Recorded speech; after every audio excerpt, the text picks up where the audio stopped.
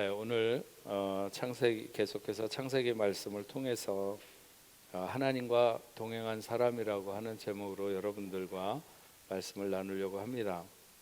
오늘 우리가 금방 읽은 것처럼 아담이 930세, 그의 아들 셋이 912세, 그의 아들 에노스가 905세, 그의 아들 게난이 910세, 그의 아들 마할랄렐이 895세, 그의 아들 야렛이 962세, 그의 아들 에녹이 365세, 그의 아들 무드셀라가 969세, 그의 아들 라멕이 777세, 그의 아들 노아가 950세를 살아서 10대에 걸친 사람들의 평균 수명은 857년이 조금 넘습니다.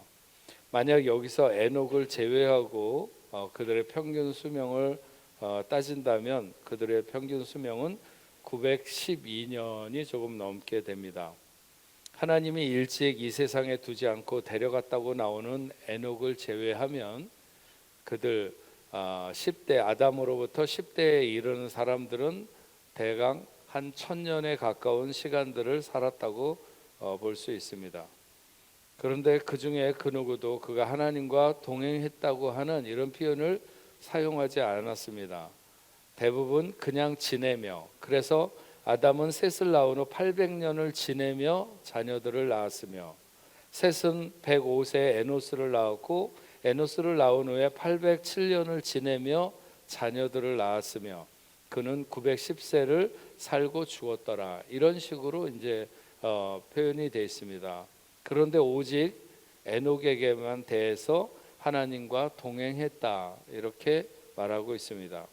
물론 창세기 6장으로 가게 되면 노아가 하나님과 동행했다고 하는 그런 말이 나옵니다. 어쨌든 노아는 아직 그의 생애가 끝나지 않은 시점을 말하고 있는 이 5장까지에서 유일하게 에녹이 하나님과 동행했다고 말하고 있는데, 하나님이 그를 세상에 두지 않고 데려가기까지 할 그 동행의 조건이 무엇이었는가, 그 혹은 자격이라고 할까요? 이런 것들을 오늘 우리가 살펴보면서 하나님의 말씀을 생각하려고 하는 것입니다. 21절부터 24절을 보면 에녹은 65세에 무드셀라를 낳았고 무드셀라를 낳은 후 300년을 하나님과 동행하며 자녀들을 낳았으며 그는 365세를 살았더라. 에녹이 하나님과 동행하더니 하나님이 그를 데려가심으로 세상에 있지 아니하였더라. 하나님이 그를 데려가심으로 세상에 있지 아니하였더라. 이게 무슨 의미일까요? 에녹이 죽었다는 뜻이 아닌 것은 분명하고 그가 이 세상에서 사라져 그 흔적을 찾을 수 없게 되었다 이런 뜻인데, 성경 엘리야가 승천했을 때에도 이것과 똑같은 말을 사용하고 있습니다. 하나님께서 자기 백성을 취하셨다 이런 뜻인데, 에녹 그에 대한 기록은 분명히 다른 사람들과는 좀 다르게 기록되어 있습니다. 단순하게 그가 다른 사람들보다 조금 더 기억될 만한 특이한 그런 삶을 살았다 하더라도 그것으로 죽지 않고 하나님이 데려갔다고 표현하지는 않았을 것이라고 하는 것이죠. 그는 분명히 이 땅에 있는 동안 하나님과 특별한 동행을 했고 또 그 마지막도 하나님이 받으실 만한 삶으로 더 좋은 그리고 영원한 처소로 인도받은 것이 분명하다 이렇게 볼 수 있습니다. 성경에 그렇게 에녹에 대해서 많은 말씀을 하고 있지 않습니다. 그러나 어쩌면 그렇기 때문에 그의 삶이 더욱 힘이 있고 하나님의 뜻을 드러내고 있는지도 모르죠. 그가 하나님과 동행했다고 하는 말이 그가 무슨 세속으로부터의 완전한 차단, 그런 차단을 갖고 은둔 생활을 하면서 경건을 나타내는 그런 삶을 살았다고 말하는 것이 아닙니다. 그는 다른 사람들이 살아가는 똑같은 세상에서 똑같이 살면서 하나님과 동행했다고 말하는 것이죠. 히브리서 11장 5절 말씀에 의하면 그는 하나님을 기쁘시게 하는 자라 하는 증거를 받은 자라고 했고, 하나님의 어떤 실존에 대해서 다른 사람들은 못 믿는 사람들이 있었는지 모르겠지만 그는 그것을 확신하고 살았습니다. 우리가 모세오경, 창세기, 출애굽기, 레위기, 민수기, 신명기 이 5 모세 오경이라고 하는 것은 저자를 모세로 보는 것인데, 그는 에녹이 65세에 무드셀라를 낳은 후에 아무런 설명 없이 300년 동안 하나님과 동행했다, 이렇게 기록하고 있습니다. 그것은 에녹에게 300년의 기간이 특별히 추가적인 설명이 필요하지 않을 정도로 극히 평범한 일상의 생활이었다고 하는 것을 간접적으로 증거하는 것입니다. 그냥 자녀를 낳고 키우는 보통 사람들의 삶과 동일했다, 이런 것이죠. 매일매일 평범한 생활 속에서 하나님과의 동행을 이루어낸 삶, 오늘날로 말하자면 그냥 가정생활하고 직장생활하면서 평범한 생활 속에 하나님과 깊은 교제가 있는 그런 동행의 삶을 살아냈다 하는 것입니다. 노아의 경우를 보면, 10대 손인 노아의 경우를 보면 그에게는 주어진 미션이 있었습니다. 그것은 방주를 만들어서 그 시대를 홍수로 심판하려고 하는 그것으로부터 건져내는 것이었습니다. 그런데 에녹의 경우 300년 동안 그는 일상에서 그냥 하나님과 동행한 것이 인정된 것입니다. 우리도 세상을 살아봐서 잘 알지만 일정한 어떤 우리가 정하는 기간 동안에 어떤 텐션을 유지하면서 하나님의 뜻대로 살아보려고 하거나 그동안 그렇게 되도록 애를 쓸 수는 있습니다. 하지만 과연 300년 동안 한결같이 그럴 수 있느냐 하는 것이죠. 솔로몬이 처음 왕이 되었을 때 얼마나 하나님을 기쁘게 했습니까? 그래서 하나님은 그가 지혜를 구했지만 지혜 말고 다른 것들도 하나님께서 그에게 다 주셨습니다. 그렇게 지혜롭고 하나님의 마음을 기쁘게 하던 솔로몬의 말년은 어떻습니까? 그렇게 아름답게 쌓았던 것들을 다 흩어버렸고 결국은 왕위가 그의 아들 르호보암으로 넘어갈 때 나라가 유다와 이스라엘로 갈라져서 끝내는 다시 합쳐지지 못하고 망하는 것을 알 수 있습니다. 그것에 그는 에녹에 비하면 10분의 1도 안 되는 짧은 기간 그 마음을 지키지 못했다고 하는 것이죠. 그만 그런 것은 아닙니다. 사울 왕도 그가 초대 이스라엘의 왕이 될 수 있었던 것은 그가 그만큼 준수했고 그가 가진 자질로 하나님 앞에 바로 선다면 참 훌륭한 왕이 될 수 있었고 하나님께서도 그것을 인정해서 그로 하여금 왕이 되게 하신 것입니다. 그러나 그는 하나님 앞에 자기의 태도를 끝까지 지키지 못했습니다. 그러니까 우리는 에녹이 300년간 하나님 앞에 그 마음과 자세를 지키고 살았다고 하는 것, 아마도 하나님이 너는 이미 충분하다, 네가 300년 사는 것을 봤을 때 네 후에 네가 얼마를 더 살든지 네가 어떻게 살 것이 충분히 보인다, 그렇게 하나님께서 인정하신 것이 아닌가, 우리는 그렇게 생각할 수 있죠. 그리고 에녹이 하나님과 동행하더니 하나님이 그를 데려가심으로 세상에 있지 아니하였더라 하는 것은 죽음을 보지 않고 하나님께로 옮겨간 것을 의미한다면 그는 죽음의 관문을 거치지 않고 하나님께로 옮겨져서 하나님과 가질 수 있는 최고의 그런 어떤 연합, 교제, 또 하나님과 함께하는 시간을 갖게 된 것이죠. 에녹의 아들 무드셀라가 인류 역사에 가장 오래 산 사람으로 969세를 살았습니다. 만약 단순하게 오래 사는 것만으로 그가 얼마나 복된 인생인가를 나타낸다면 이 에녹은 그의 아들보다 훨씬 더 오래 살았어야 했을 것입니다. 그러나 일상에서 300년간의 동행은 그 나머지 날들을 보지 않아도 충분하다고 여기셨던 것 같고 하나님은 그를 다른 사람보다 훨씬 더 이른 시간에 하나님의 곁으로 부르셨습니다. 요즘에 100세 시대라고 하면서 누군가가 100세 근처까지 가거나 혹은 100세를 넘거나 이러면 매우 복을 받은 것처럼 그렇게 우리가 서로 말을 하지만 오늘 말씀을 보면 다른 사람들은 다 1000년 가까운 시간을 살았는데 그런 사람에 비하면 3분의 1 정도밖에 살지 않은 에녹의 삶이 훨씬 더 복 있는 삶이었다, 이렇게 말할 수 있죠. 우리가 얼마나 하나님을 오래 알아왔는가 하는 것 그렇듯 중요한 것은 아닙니다. 그것보다는 우리의 삶의 전 영역에서 주님을 인정하고 주님의 인도를 따르는 주님과 동행하는 삶을 과연 살고 있느냐 하는 것이 더 중요한 것이죠. 동행한다는 히브리어는 할라크라고 하는 말인데 구약에서 약 1500번 이상 자주 사용하는 동사에서 나온 걷는다 혹은 여행하다 가다 뭐 이런 단순한 어떤 행위와 움직임 이런 것들을 말합니다. 여기 에녹의 경우에도 삶의 습관이나 하나님과의 지속적인 어떤 일상 속에서의 어떤 관계, 이 땅에서 살아가는 동안 생활 방식을 말하는 것이고 하나님의 명령과 율례에 따라서 순종하는 것을 말하는 것입니다. 다윗이 사망의 골짜기를 달릴지라도 해를 두려워하지 않는다고 한 것은 삶이 항상 위험과 어려움에 노출된다 하더라도 하나님이 함께 계심을 믿기 위해 두려워하지 않고 그와 더불어 함께 동행한다, 이런 것을 말하는 거죠. 마치 어린아이가 아빠의 손을 잡고 갈 때 그 어떤 걱정도 두려움도 없는 것 같은 그런 동행을 말하는 것입니다. 에녹이라고 하는 그 에녹의 이름의 뜻은 하나크라고 해서 봉헌된 혹은 헌신된 이런 의미를 갖고 있습니다.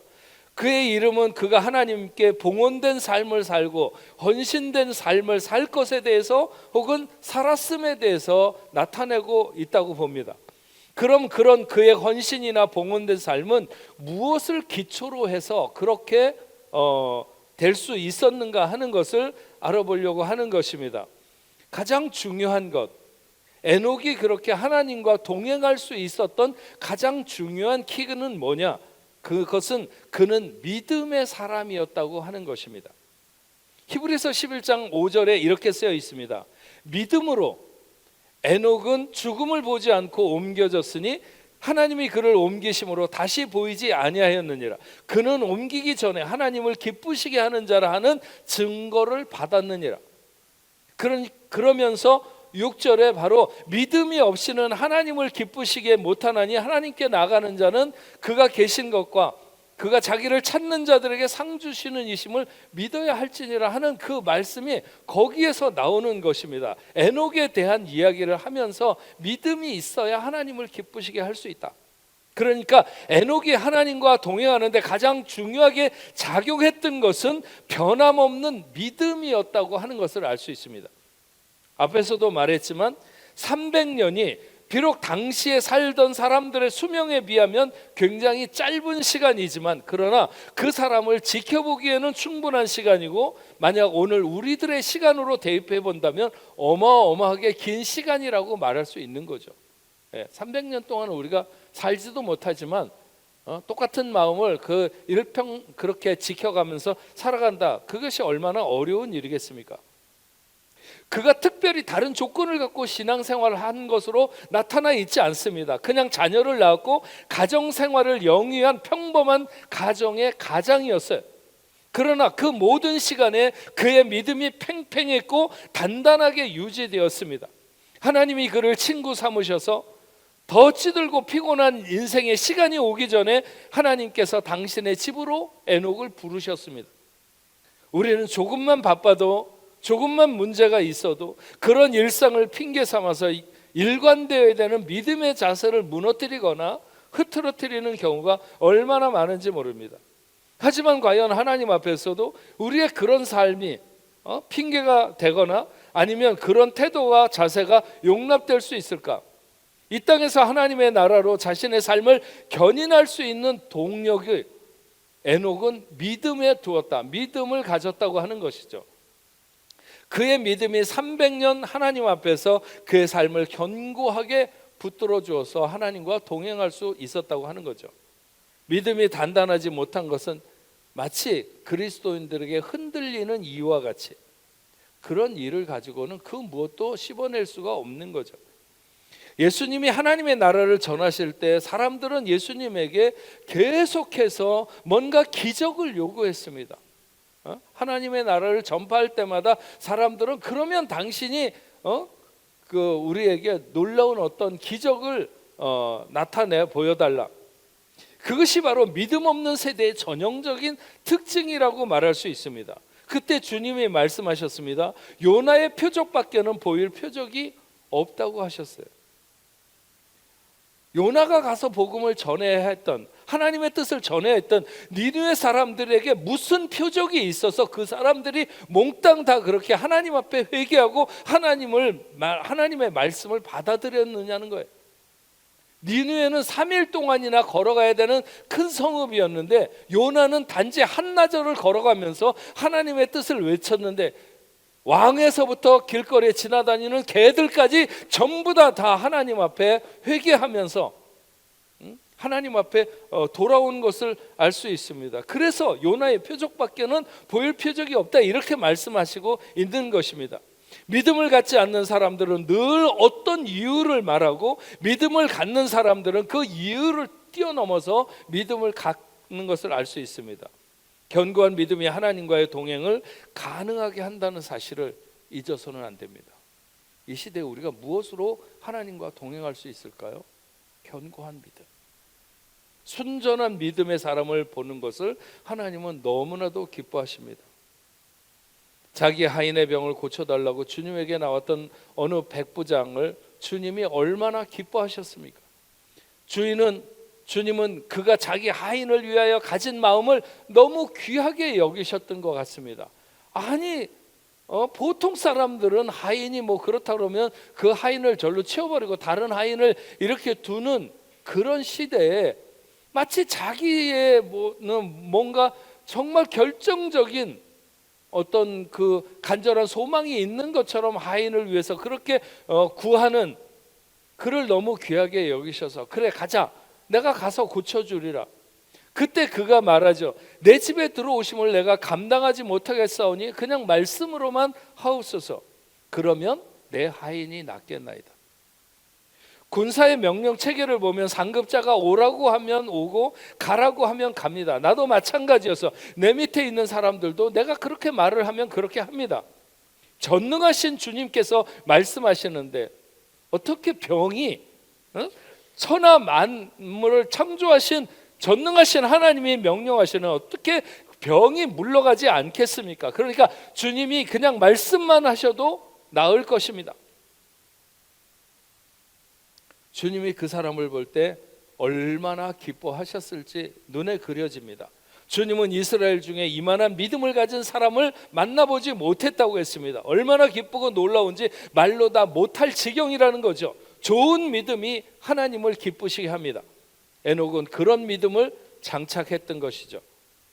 그런가 하면 에녹이 하나님과 동행하는 또 하나의 이유는 그가 경건한 자였다고 하는 것입니다. 그 시대 신약 성경 유다서 14절 15절에 이런 기록이 있습니다.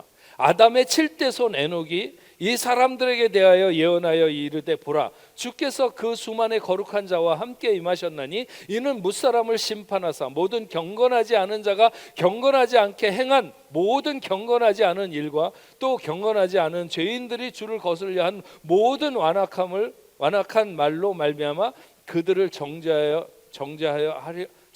하심이라 하였느니라. 에녹이 살던 때는, 에녹은 아브라함의 어떤 자식들 중에서 아브라함이 처음에 가인과 아벨을 낳았는데 가인이 아벨을 죽여가지고 가인만 남고 아벨은 죽었을 때 하나님께서는 다시 아브라함에게 셋이라고 하는 자식을 낳게 해서 그 자녀로 하여금 오늘 이렇게 이어져 내려가게 하는 족보에 대해서 얘기를 하고 있는 것입니다. 그러니까 그 당시에는 가인을 통해서 내려가던 그런 후손들이 있었던 것이죠. 예. 그래서 성경에 보면 그 가인의 후예들은 매우 포악하고 범죄적이었습니다. 이들의 영향으로 세상은 당시 죄악이 관영한 세상이었을 것이 거의 확실합니다. 이렇듯 죄악이 창궐한 시대에 하나님과 함께 한다고 하는 것, 하나님과 함께하는 경건한 사람으로 산다는 것은 매우 어려운 일입니다. 그런데 에녹은 하나님과 동행하는 사람이 되었다. 네. 이것은 그의 뜻을 따르고 그의 형상을 닮으려고 다시 말하면 하나님의 뜻을 따르고 하나님의 형상을 닮으려고 노력했다는 말이죠. 에녹은 하나님 앞에 지속적으로 순종적이며 경건한 삶을 산 사람입니다. 즉 동행하는 삶이란 말과 생각과 행동에 있어서 하나님을 기쁘시게 하는 삶이며 자신의 욕망이나 의지보다는 하나님의 뜻에 깊은 관심을 두는 경건한 삶을 살아가는 사람이 하나님과 동행할 수 있습니다. 신약 성경에서 유다서의 저자가 어떻게 에녹이 그렇게 경건을 힘쓰는 자였는지를 어떻게 알 수 있었을까? 그건 잘 모르겠어요. 그건 성경에 기록되어 있지 않지만 뭔가 어떤 근거를 가지고 유다서를 기록한 저자가 그렇게 기록한 것은 분명합니다. 에녹은 그런 삶의 자세를 300년 동안 지켰다고 하는 것이죠. 하나님을 중심에 둔 사람은 어느 시대를 막론하고 경건한 삶을 살았습니다. 이런 경건한 삶을 사는 에녹은 하나님의 말씀으로 그 시대를 꾸짖는, 그의 삶 자체가 그 시대를 꾸짖는 삶이 된 것이죠. 복음을 부끄러워하지 않는 자가 하나님을 기쁘시게 할 수 있습니다. 바울이 주님을 만난 이후로 평생을 그렇게 살기로 소망하죠. 에녹이 바로 그런 뜨거운 마음으로 그 시대를 살아냈다, 이렇게 말할 수 있습니다. 결코 하나님을 믿고 따르기에 좋은 환경, 그런 때가 아니었을 것입니다. 그래서 하나님을 기쁘시게 하고 하나님과 동행하기 위해서 세상 속에 어렵고 힘들 수밖에 없는 시간이었을 것입니다. 그럼에도 불구하고 그는 믿음으로 또는 경건으로 일관된 삶을 살았기에 하나님은 그에게 죽음을 보지 않고 하나님의 나라에 이르게 하셨고 하나님과의 동행의 아름다운 결말을 우리에게 전해주고 있는 것입니다. 지난번 한국에 들어가서 부흥 집회를 인도할 때 새벽과 저녁에, 새벽에 4번, 저녁에 4번 해서 이렇게 집회를 했는데 새벽에 4시 45분쯤 제가 머무는 호텔에서 이렇게 밑으로 내려가면 그 차가, 장로님이 차를 갖고 와서 대기해 있다가 교회를 가게 되면 5시 한 3분 전쯤, 5분에서 3분 전쯤 도착하게 됩니다. 그럼 이미 그 큰 그 성전에 사람들이 새벽에 그렇게 나와서 찬송을 하면서 예배를 준비하고 있습니다. 그래서 제가 올라가면 바로 예배가 시작되는데, 그래서 제가 설교를 하면서도 참 부러웠어요. 예. 아직도 그렇게 일상처럼 그렇게 새벽을 깨워서 예배하고 기도하면서 하루를 시작하는 사람들이 그렇게 많다니. 예. 5시에 하려면 대충 다 한 4시쯤은 일어나야 되지 않습니까? 우리는 6시 반에 새벽 예배를 드리는데 근데도 불구하고 그렇게 많은 사람들이 그 새벽에 그리고 새벽에 이렇게 말씀을 듣는, 제가 그 시차가 있어서 새벽에 말똥말똥 해가지고 더 그렇게 은혜스러운지는 모르겠지만 어쨌든 말씀을 듣는 사람들도 저녁보다는 전 새벽이 어쨌든 굉장히 좋았어요. 지난 주간은 우리 교회 권사님들이 새벽 기도를 하는 주간이었습니다. 우리 권사회 회장되는 오승실 권사님이 월요일부터 금요일까지 계속 나오셨는데 그분이 크레떼에 사십니다. 제가 옛날에 크레떼에 살아갖고 잘 알잖아요. 거기서부터 15구까지 오려고 하면 1시간 걸립니다. 제가 이렇게 그 저기로 시계를 재본 적도 있는데 크레테에서부터 오페라까지 오는데 32분인가 걸려요. 메트로만 타고. 그러니까는 1시간은 걸리는 거죠. 세르지 뽕뚜아즈에 사는 고민영 권사님도 나와서 꽤 감동했습니다. 비록 한 번이지만.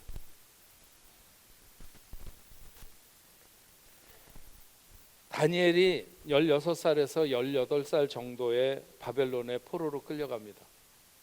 그리고 3년간 왕궁에서의 훈련을 받고 그가 왕의 모사가 됩니다.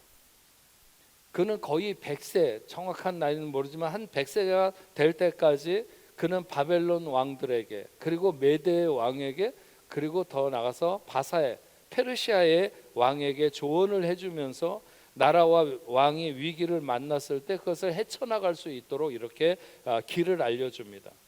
그러면서 그는 그때마다 살아계신 하나님을 그들 앞에 드러내게 되죠. 그런 그의 평생 80년 이상 거의 그런 시간들을 어떻게 그런 저력을 나타내면서 살 수 있었을까? 그 긴 세월을 하나님과 동행하는 것이 그의 힘이었고 그의 능력이었다 볼 수 있습니다. 그는 하루에 3번씩 늘 자기 하나님께 예루살렘을 향한 문을 열어놓고 기도했고 감사했습니다. 이건 어떻게 보게 되면 굉장히 단순한 것일 수도 있지만, 그러나 80년을 그렇게 한다고요? 어마어마한 일이고 대단한 일이죠. 그것이 뭐 그 시간이 얼마나 되는지 모르겠지만 그것 때문에 그는 사자굴에 던져지기도 하지만, 그러나 그곳에서도 걸어 나올 뿐만 아니라 그 시대 그 사람들에게 하나님을 드러내는 것을 알 수가 있습니다. 그는 80년 가까운 세월 동안 나라의 최고의 지도자나 그 지도자를 돕는 자리에서 한 번도 내려오지 않고 평생을 그렇게 살아가게 됩니다. 그는 포로였지만, 그러나 정말 그 때로는 왕보다도 더 높은 곳에 있는 사람이 되고, 그렇지 않으면 왕과 비슷한 그런 지위에 그의 평생을 그렇게 제국이 바뀌는 그런 모든 나라에서도 그렇게 살았던 것을 알 수 있습니다. 오늘 우리의 결심도 어떻게 하면 하나님과 동행할 수 있는가, 여기에 모아져야 될 것 같습니다. 에녹이 믿음과 경건의 태도로 300년을 그렇게 하나님과 동행할 수 있었고, 다니엘이 평생의 시간을 그렇게 살아올 수 있었다면 우리도 결심하고 그런 믿음으로 그런 경건으로 하나님과의 동행을 꿈꿔야 하지 않을까 싶습니다. 이번 주는 주일학교 교사들이 기도하는 주간입니다. 특별 새벽 기도에 금요 기도의 시간에도 하나님과의 동행하는 키가 되는 시간이라고 생각을 합니다. 우리가 이 시대에 무엇으로 하나님과 동행할 수 있는 동력을 얻을 수 있겠습니까? 기도하는 데서부터 시작된다, 이렇게 말할 수 있습니다. 에녹처럼 일상에서 하나님과 동행하는 여러분 모두가 되시기를 주의 이름으로 축원합니다. 하나님 아버지, 오늘 에녹이 하나님과 동행한 300년의 세월은 오늘 우리가 살아가는 삶의 여정을 보면 너무 놀라운 일입니다. 우리는 때로 단 며칠도 우리의 마음을 견고하게 지키지 못해서 흔들릴 때가 얼마나 많고 또 하나님의 뜻에서 빗나갈 때가 얼마나 많은지 모릅니다. 300년이라고 하는 세월이 그가 평범한 일상 속에서 하나님을 믿고 동행하는 그 믿음과 경건의 모습을 가졌던 에녹을 생각해 봅니다. 하나님, 이 시대에도 하나님은 믿음 가진 사람을 좋아하고 또 경건하게 살고자 하는 자를 귀하게 여기시는 줄로 압니다. 우리가 이 땅에서 하나님과 동행할 수 있는 능력도 그곳으로부터 온다고 믿습니다. 오늘 다시 한번 우리가 마음에 결단하게 하시고, 그래서 정말 우리가 세상의 많은 사람들처럼 그렇게 하나님의 뜻을 저버리고 하나님께 등을 돌리는 삶이 아니라 기쁨으로 하나님과 동행하는 삶이 될 수 있도록 여호와 아버지 하나님 도와주시옵기만을 간절히 바라옵고 원합니다. 그래서 정말 이 시대에 하나님이 찾으시는 에녹과 같은 그런 믿음의 사람들이 우리 뽕레프 교회에 넘칠 수 있도록 주여 도와주시옵소서. 하나님 아버지, 오늘도 주님 앞에 저들이 나와서 예배하면서 귀한 예물을 구별하여 하나님 앞에 올려드렸습니다. 오늘은 마지막 주일로 우리가 선교를 생각을 하고 또 선교 헌금을 하나님 앞에 드리는 날입니다.